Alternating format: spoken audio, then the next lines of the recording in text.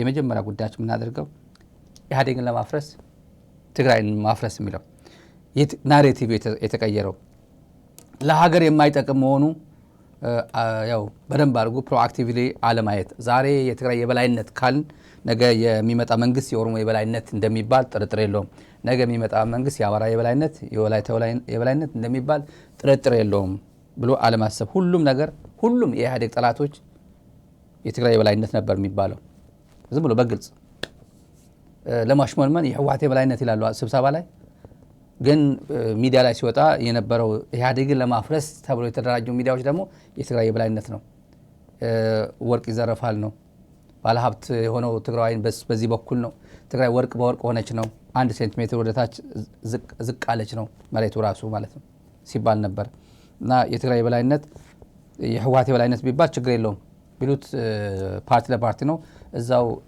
ይተዛተዙ ችግር የለውም አሁን የኦህዴድ ብልጽግና የበላይነት ቢባል ችግር የለውም የበላይ ስለሆነ የህወሓት የበላይነት ቢባል ችግር የለውም ከጫካ ይዘው የመጣው ትልቁ ሰራዊት ይዞ የመጣ እሱ ስለነበረ ሲኒየር አዛዦች እሱ ነበር ጠቅላይ ሚኒስትሩ እሱ ነበር በተለያየ መንገድ የፖለቲካ እንትኑን የማስረጽም ተጽዕኖ የመፍጠሩም ኤክስፒሪየንሱም አንጋፋ በመሆኑ ሌሎቹ ኋላ የመጡ በመሆናቸው ብዙ ምክንያቶች ሊኖሩ ይችላሉ የህወሓት የበላይነት ለመባሉ ይሄን ግን የትግራይ የበላይነት ብሎ መጨረሻ ላይ የትግራይ ጦርነትን ያዋለደ ቋንቋ ነው ይሄ መጨረሻ ላይ ያዋለደው ትግራይ ላይ ጄኖሳይድን ያዋለደው ሁሉም በጥላቻ የታወረ ህብረተሰብ ሚዲያ አደገኛ ነው አሁን ዝም ብሎ እንደቀልድ ሚዲያ ይነገር ይሆናል ግን ሚሊዮኖች ላይ ሲደርስ መርዝ ነው የተተፋው ማለት ነው መርዝ ከተተፋ ደግሞ ምን ሊፈጥር እንደሚችል እናያለን እና በዛን ሰዓት የነበሩት አሁን ያለፈ ጉዳይ ስለሆነ የሚነግሩን ሰዎች አሉ ኢህአዴግ ስብሰባ ላይ የሚሳተፉ በኋላ የሚነግሩን መጨረሻ ላይ ከኢሳትም ከኦኤምኤንም የወጡ ሰዎች ነው የሚነግሩን በኋላ ይነገሩን ኢንፋክት የዛሬ 2 ዓመት ምናምን የነገረኝ ሰው ነው የኢህአዴግ ስብሰባ ሰበሰቡና መጨረሻ ላይ ሻይ ሰዓት ላይ ወደኛ ነበር የሚደውሉት አለ በኃይለማርያም ጊዜ ምናምን አካባቢ ስለ ስብሰባ የቃለ ጉባኤ ሄዶ ለኦኤምኤን ለኢሳት የሚያቀርቡ የኦህዴድም የብአዴንም ስራ አስፈጻሚዎች ማዕከላዊ ኮሚቴዎች ቀጥታ የስብሰባው ኃይለማርያም ደሳለኝ የሚመራውን ቀጥታ ይልካሉ በሻይ ሰዓት ላይ ነው በቀጥታ ሰበር ዜና ብሎ ይወጣል በዛን ሰዓት ትግል ነው እነሱ ከውስጥ ሆኖ እየታገሉት ነው መጨረሻ ላይ እንዴት አድርጎ ምን አይነት ኦሮማራ የሚባለው መንግስት ሀገር እንዴት አድርጎ እንዳፈረሰ ለማሳየት ያክል ነው ይሄን ማሳደዱ ማሸማቀቁ አልፎ መግደል ምናምን አሁን 2 አንጋፋ የኢህአዴግ ባለስልጣናት እናስታውሳቸው የነበረው ጨንቋቸው ሚዲያ ላይ እንደዛ ሲሉ እውነት ነው አንዳንዶቹ የምር ጨንቋቸው እንደዛ ሲሉ ነበር አንዳንዶቹ ግን የቁማር ነው ለማንኛውም የ2 የኢህአዴግ ሰዎች እናስታውሳቸው ከዚህ ለምን ጀምረው ብዙ ጉዳዮች ስላሉ ብሔር ተነስቶ የበላይነት ይኖረኛል ብሎ የሚያስብ ካለ እንደዛ ጊዜዎች ያለፉበት ናቸው ላይመለስ ሄዷል አንድ ብሔር የበላይ ልሁን ብሎ ቢል እንደ ቀድሞ ጊዜ ቢያስብ ኢትዮጵያን ለመበታተን ካልሆነ በስተቀር ኢትዮጵያ እንደ ኢትዮጵያ ሆኖ የበላይ ሆኖ የሚቀጥል ብሔር ፈጽሞ ሊኖር አይችልም ስለዚህ እንዳውም ተጠቁሞ ነው በግልጽ ተጠቁሞ ነው እንትን የሚደረገው እስከ የትግሬ የበላይነት አለ እስከ ማለት ድረስ የተሄደበት ሁኔታ አለ ይሄ መገለጫ አለ መነገር ያለበት ይመስለኛል እዚህ ላይ ማየት ያለብን ምንድነው ይሄን ህዝብ ስናይ በራሱ ክልል ውስጥ ከሌላው ብሔረሰብ የተለየ ጥቅም ያገኘው ነገርም የለም ራሱ የሚገባውን ህገ መንግስቱ የፈቀደለትን ነው ያገኘ ያለው ያ አንድ ጉዳይ ነው ሁለተኛ ይህ ህዝብ ከሌሎች አካባቢዎች በላይ ምናልባት የአማራ አካባቢ ካልሆነ በስተቀር በደርግ ስርዓት በከፍተኛ መጠን የተደበደበ በቦምብ የተደበደበ አካባቢ ነው ከዛ አልፎ ልጆቹ እስከ ጋምቤላም ይሁን ደቡብ ኦሞም ይሁን ሶማሌ ክልልም ይሁን የትም ድረስ የሄዱበት የራሱ ልጆች የገበረ ነው ለዲሞክራሲያዊ አንድነት ይህንን ሂደት ዛሬ አይደለም የዚህን ብሔር ጥያቄ እየተነሳ ያለው በዚህ አሁን በሚገለጸው መልኩ ደርግ ከፈረሰበት ጊዜ ጀምሮ ኢቭን ደርግ በሚታገልበት ጊዜ ኢህአዴግ ብሎ የሚያውቅ አይመስለኝም ወያኔ እያለ ነው እንትን የሚያደርገው ያ ሁሉ ክስተት ያ ሁሉ አካሄድ እስካሁን ዘልቋል እንደ ህዝብ የህዝብ የበላይነት ያለበት ሰዓት አይደለም ህዝብ በምንም ተአምር አንዱ ህዝብ የበላይ የሚሆንበት አጋጣሚና ስርዓት የለም። ለዚህም የሚያመች መንገድ የለም።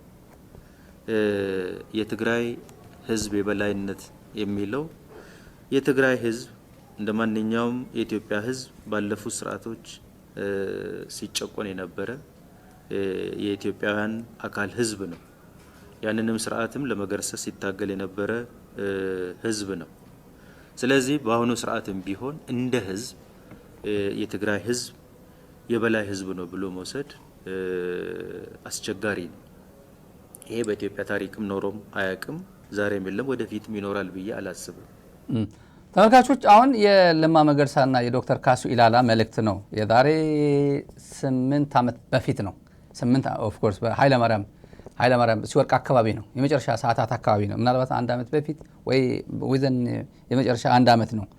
አሁን የትግራይ የበላይነት በሚባልበት አሁን የለም ለማም የሚለው ዶክተር ካሱ ኢላላም ይሄ ደርግ ጊዜ ጀምሮ ኢህአዴግ አይልም ነበር፣ ወያኔ ነበር የሚለው። ደርግ ያውቃል፣ ኦነግ እንዳለ ያውቃል፣ ብአዴን እንዳለ ኢህዴን እንዳለ ያውቃል።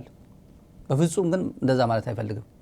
ኢህአዴግ ብሎ መጥራት ወያኔ ነበር የሚለው እና አሁን ከዛም ነው የመነጨ ነው።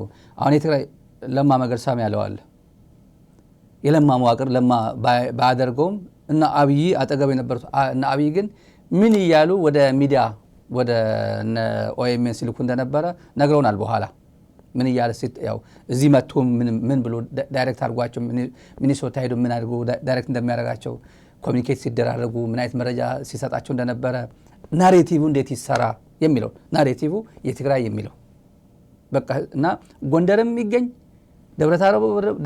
ደብረታቦርም ይሁን ሰንዳፋም ይሁን ትግራዋይ ከተባለ የበላይ ነህ። ቁራሌ ያዞረ የሚውል አንተ ውሸትህ ነው እንጂ ሰላይ ነህ፣ ሀብታም ነህ፣ ነጋዴ ነህ። ይሄ ዝም ብለህ ለተራ ነው እዚህ ጋር ቁራሌ የምትለው ሹሻይን ሊስትሮ የሆንከውም በዛ ነው። አሁን ከ8 ዓመት በኋላ አሁን የኦሮሞ የበላይነት ቢባል ፌር ነው ወይ ነው? ያኔ ያለ ሰው የትግራይ የበላይነት ያለ ሰው አሁን እነ መንሱርን አይቶ የኦሮሞ የበላይነት አለ ብሎ ናሬቲቭ መስራት ይቻላል ወይ ነው? በድሮን የሚቀጠቀጥ ህዝብ፣ በታንክ የሚነዳበት ህዝብ እና በሄደበት ማንም ካድሬ አጋድሞ በሚገለው ክልል ይባላል ወይ ነው? ከትላንት ትክክል ከነበረ ዛሬም ትክክል ትሆናላችሁ ማለት ነው። ትክክል ትሆናላችሁ። ለዛውም ከወላይታ የመጣ ኃይለማርያም ደሳለኝ ባለበት ሰዓት ነው የትግራይ የበላይነት ሲባል የነበረው። መለስም ሳይኖር የወላይታ የበላይነትም አልተባለም በዛን ሰዓት። እሱም አላመነበትም ይመስለኛል። መጨረሻ ላይ ጌታ ነግሮኛል፣ ለእኔ እርግጠኛ ነበርኩኝ፣ የተመረጡ የተቀቡ ናቸው፣ በቃ እሳቸው ጠቅላይ ሚኒስትር እንደሚሆኑ ገብቶኛል፣ ጌታ ነግሮኛል ብሎ ኢሳት ላይ አይሜን ምንድን ነው የሚባለው ኤቢኤስ ላይ ይመስለኛል አንድ ሾው ላይ የተናገረዋል። ይህን አደገኛ ነው። አሁን ላለው እንዳይሰራ ነው። አስተማሪ ነው የምንናገረው። ትላንት በትግራይ ላይ ይብቃ ነው። ትግራይ ላይ የነበረው ናሬቲቭ አሁን መቀጠል የለበትም ነው። አሁንም አለ፣ የምናየው እኮ ነገር አለ እኮ የምናየው ነገር አለ። ዝም ብሎ ማህበራዊ ሚዲያ ላይ መስራት የሚፈልጉት ናሬቲቭ አለ። በፍጹም አይጠቅመንም። እንደማይጠቅም የምታዩት ይህን ሁላ በእነ ልደቱ ያዘጋጁት በየነ መረብ ተቃውሞ ላይ ተሳታፊዎቹ ተመልከቷቸው በሙሉ ከዛም የመጣ ያለምንም ልዩነት አንድ ጉዳይ ገጥሞናል፣ አንድ ችግር ገጥሞናል ብሎ የተሰባሰበ ኃይል እሱን የሚደግፍ እንጂ እሱን የሚቃወም ምንም አይነት ናሬቲቭ መስራት የለበትም። አሁን ይሄኛው እንደ መግቢያ አድርገን የአብይ የድንበር ካርዶችን ላሳያቸው። ድንበር ካርዶች የኢትዮጵያና የኤርትራ ጉዳይ በሱን መጀመር ካርዶች አለቁበት። አብይ ፓርላማ የምታውቁት በኢህአዴግ ጊዜ ጀምሮ ኃይለማርያም የአልጀርስ ስምምነት ቢሆን በስምምነት ቢሆን ካልሆነ ግን በኤርትራ በኩል እምቢ ካለ ፋይናል ባይንዲንግ ስለሆነ ይተግበር ብሎ ወስኗል። ኃይለማርያም አልፈጽማትም። አልፈጽም ቢሉ አናውንስ አያደርጋት ሄደ። ከዛ አብይ መጣ፣ አናውንስ አረጋት። ሰበር ዜና ብሎ አሰማን። ሰበር ዜና በጣም ጥሩ ነው አለ። በጣም ጥሩ ነው። ከዛስ ተግብር ቢባል አልተገብርም አለ። ምን አለ? ስለ ድንበር አልተወያየንም፣ ድንበር ሰከንደሪ ነው አለ። እንግዲህ የኢትዮጵያና የኤርትራ ጉዳይ ትልቁ ኦብስታክል ሆኖ የነበረውና ደንቃራ ሆኖ የእንትኑ ግንኙነቱ ደንቃራ ሆኖ የነበረው እና ለጦርነት የጋበዛቸው የድንበር ጉዳይ ተብሎ ነው። ድንበር ጉዳይ ከኢትዮጵያና የኤርትራ ጉዳይ አንደኛ እሹ መሆን ነበረበት ለኢትዮጵያ መንግስት ለኢህአዴግ በዛን ሰዓት የነበረ በአብይ አንደበት አንደኛ። እሱ ግን አላደረገውም። ቁማር ስለሚፈልገው ለነገ ጠዋት ለግጭት መንስኤ የሚፈልገው አንድ ፕላን ቢ አስቀምጦ መሄድ ስለሚፈልግ ፓርላማ ወስኖ ቦታ አድርጎ ኢህአዴግን ቦታ አድርጎ ፓርላማ እንትን አድርጎ ይወሰን ተብሎ ሰበር ዜና አስነግሮ ጸጥ አለ። ለምን ብትሉ አሁን ላለው ቀይ ባህር ወደሚለው ህልሙ ቻፕተር ያው ሌላ ቻፕተር ስለሚገባ ዝም ብዬ በእንጥልጥል አድርገው ነው። የትግራይና የኤርትራ ጉዳይ በድንበሩ በቃ የድንበር ኢሹ ከተዘጋ ህይወታቸው ቀጥታ ወደ ህይወታቸው ይመለሳሉ፣ ወደ ግንኙነታቸው ይመለሳሉ። ይሄን ግን መፍታት የለብኝም ብሎ ነው ያኔ ክፍት ያደረገው። ስለ ድንበር አልተወያየንም ብሏል። ዲሲ መጡ። መጨረሻ ላይ አስመራና አዲስ አበባ ይመላለሳሉ። ትግራይን ስለመምታት ብቻ ያወራሉ። ይሄን ድንበር ዘላቂ የምናርገው በቃ ይሄን ጨርስና ወደ ሌላ ግንኙነት እንፍጠር ብሎ እንኳን አልሄዱም። በዛን ሰዓት የጦርነት ኢንፑት እንዲሆናቸው ለጦርነት ሌላ ኢንፑት ነው ፍለጋ ሲሄድ የነበረው የቦርደር ጉዳይ እና አብይ አላደረገውም። እንሄዳለን ፓርላማ የወቀሰበትና መንግስት ነው የወቀሰበት። እንደ ጥሩ ነገር መታየት የለበትም። ሰላም ስንፈልግ የሚያስከፍል ዋጋ አለ ወይ? አዎ አለ። በነፃ ሰላም ከየት ይወጣል? የድንበር ኮሚሽኑ ሲወስን ለኛ ይሰጠው አለ፣ ለነሱ ይሰጠው አለ። እኛ እንደምንጠይቀው በዛ በኩል ያለውም ህዝብ ይጠይቃል ብዬ አስባለሁ። ይሄን ደግሞ የኤርትራ መንግስት እና ህዝብ ኃላፊነት በተሰማው መንገድ ይፈታሉ ብዬ አስባለሁ። ካልፈቱት ያው ችግሩ ስለሚቀጥል እኛ ግን ለድርድር ለንግግር ውሳኔውን ለመቀበልና ለመሄድ መዘጋጀታችንን ማረጋገጣችን የእናንተን ውሳኔ የዘገየውን ማስፈጸማችን ብቻ ነው። ወስናችሁ አስፈጽሙ ብላችኋል። አስፈጻሚው የእናንተን ስራ ካልሰራ መጠየቅ አለበት። አማን ይጠይቀው። ይሄ እናንተማ ወስናችኋል፣ እናንተማ ቮት አድርጋችኋል፣ ይፈጸም ይተግበር፣ የአልጀርስ ስምምነት ሄዳችሁን ጨርሱ ብላችሁ ወስናችኋል። እኛ ነን ያልፈጸምነው፣ መጠየቅ ያለብን እኛ ነን አለ። ማንም ይጠይቀው አብይ። ይሄ ከስንት ዓመት በፊት ነው። ትግራይን ከመውረዱ በፊት ነው። ዛሬም ድረስ አልፈጸመው። ካርዶቹን ነው እየለየን ያለ ነው። ድንበር ጉዳይ አልፈጽም፣ ፓርላማ ፈጽሙ ብላችሁን እኛ አልፈጸምነው፣ የኛ ችግር ነው። ለማን ነበር ሲያላክክ የነበረው? ትግራይ እኮ ነው ቢያለችን ይል ነበር። ትግራይ አያገባው ነበር። የኢንተርናሽናል ቦርደር ኢንተርናሽናል ሪሌሽንስ በህገ መንግስቱ መሰረት የፌዴራል ኃላፊነት ነው፣ የፌዴራል ስልጣን ነው። ያቆላቢ ግን ይሄን መዝለን ነው የፈለገው። ለምን ብትሉ ቀጥዬ ማሳያችኋል። ለምን ብትሉ ዶክመንት ነው፣ ካርዶቹን ነው እየጨረሰው። አሁን ምን ካርድ አለው ወደሚለው ነው የምንሄደው። መጨረሻ ላይ ቀይ ባህር ወደሚለው ናሬቲቭ መጣ። እንዴ ጾሮና ዛላምበሳ ባድመ ጨርስ እንጂ ሲባል አልጨርስም፣ ስለ ድንበር አልተወያየንም፣ አያገባንም ያለ ሰውዬ መጨረሻ ላይ መጣና ቀይ ባህር አለ። ቀይ ባህር እኮ መብት የለህም እኮ ኢንተርናሽናል ቦርደር እኮ ይታወቃል እኮ። ደግሞ በአልጀርስ ስምምነት እኮ ያለቀ ጉዳይ ነው። የአልጀርስ ስምምነት ለአብይ አህመድ በነገራችን ላይ ምንድን ያለው ጃዋር የነገረን በአንድ ወቅት ባለፈው ከቴዲ ጋር ያደረገው ቆይታ ላይ ጃዋር ሊኒየር ነው፣ ሊኒየር ቲንከር ነው አለ። ሊኒየር ቀጥ ዝም ብሎ እንዲህ ብሎ ነገር የለም። ቀጥ ብሎ ማቴማቲክስ ሊኒየር ኢኩዌሽን ምናምን የሚባል ነበራል። ትዝ ይለኛል። ሊኒየር ነው አለ። ለምንድን ነው እንደዚያ ሆነው? የአልጀርስ ስምምነት እኮ የባድመ ብቻ አልነበረም እኮ፣ ኦም ሀጀር ብቻ እኮ አይደለም፣ ወይም ሸራሮ ብቻ አይደለም እኮ፣ ወይ ዛላምበሳ አይደለም እኮ። እስከ መጨረሻ ድረስ ኢትዮጵያና ኤርትራ በተመለከተ ድንበሩን ነው አልጀርስ ስምምነት የሚመለከተው። 100% ድንበሩን በቡሬ በኩል የሚኖር በዛላምበሳ የሚኖር በባድመ የሚኖር ሁሉም ነው። በአብይ አእምሮ ግን ያለው በጣም ፖፑላር የሆነው በዓለም የጦርነቱ የኢትዮጵያና ኤርትራ ጦርነት ጊዜ ባድመ የምትለው ቃል ስላለች ዋና ሴንተሯ እሷ ነች። እሱ ነው ትዝ የሚለው እሱ ነው። የቀይ ባህር አካባቢም ኢንተርናሽናሊ ባይንዲንግ በሆነ መንገድ ፋይናል ባይንዲንግ ብሎ የወሰነው መሆኑ አብይ ረስቶታል። እና ትዝ የሚለው ህዝቡ የሚለው እዚህ አካባቢ ነው ምንጫጫው። ይሄ ግን በዓለም አቀፍ ህብረተሰብ አልተወሰነም አይነት ነው። ሊኒየር ቲንከር ማለት እሱ ነው። ይሄ ማለት ነው። መጨረሻ ላይ መጣ ከእስራኤል ጋር ኢትዮጵያ ከእስራኤል ጋር አነጻጸረ። የጎላን ተራራ እስራኤል እኮ የጎላን ተራራ ያው ከሶሪያ የበላቸዋል። ከሶሪያ የወሰደችው የሶሪያ ተራሮች የነበረ ጎላን ወስደዋለች። የወሰደችው እኮ ለደህንነቴ ናሽናል ኢንትረስት ስትራቴጂክ ኢንትረስት አለኝ ብላ ነው የወሰደችው። በኃይል ማለት ነው፣ በኃይል ነው ያለው። አሁንም ቀይ ባህር በኃይል ወስደን ኢንተረስታችን እናሳካለን ነው ለሚለው። ተመልከቱ አሁን እንትኑ ካርዶችን ወዴት እንደሄደ እናያቸዋለን ተመልካቾች።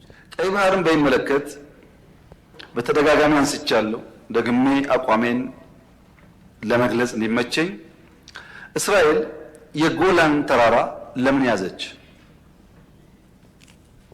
እስራኤል የጎላን ተራራ ያዘችው ለናሽናል ሴኩሪቲ፣ ለህልውናዬ፣ ለኤግዚስተንሴ ችግር ያጋጥመኛል ብላ ስላመነች ነው።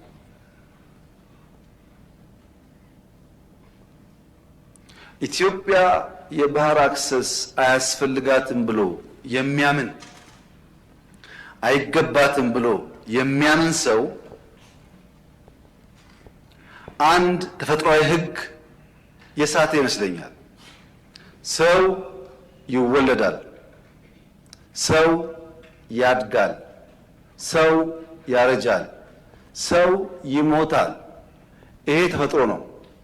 ቀይ ባህርና ኢትዮጵያም እንደዚሁ ናቸው። በሆነ ጊዜ ማርጀት፣ በሆነ ጊዜ መድከም ቢኖርም ቀይ ባህርና ኢትዮጵያ ለዘላለሙ ተነጣጥለው መኖር አይችሉም።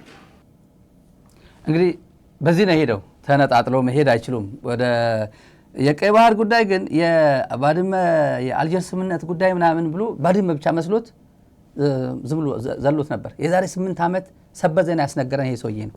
8 ዓመት ሙሉ የኢትዮጵያና የኤርትራ ድንበር እንዲካለል አላደረገም። ይህን በእንጥልጥል አስቀምጦ ቀይ ባህር የጎላን ተራራ እስራኤል የወረደችው በኃይል ነው እፈልገዋለሁ ለናሽናል ኢንትረስት እፈልገዋለሁ ብላ ነው የወሰደችው። እኛም የቀይ ባህር ጉዳይ ከኢትዮጵያ ጋር አይነጣጠልም እንወስደዋለን፣ በኃይል እንወስደዋለን ብሎ አናሎጂው ተመልከቱ። የጎላን ተራራ ቨርሰስ የቀይ ባህር ማለት አሰብን ተመልከቱ የሄደበት። ይሄ አንደኛው ቻፕተር ዘጋ ነው። የኢትዮጵያና የኤርትራ ድንበር በተመለከተ አብይ የተጫወታቸው ካሉ